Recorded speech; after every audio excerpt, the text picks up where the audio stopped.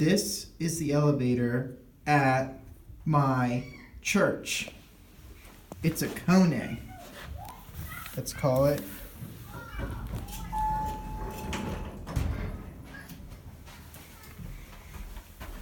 We're going to go up to 2. A little bit dark in here because some of the lights are burned out. I think this elevator, according to this permit here, was installed in 1992.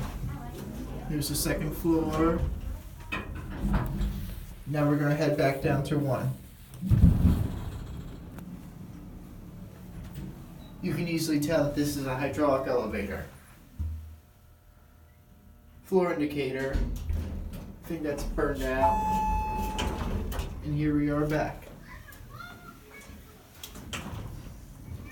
Thank you very much for watching.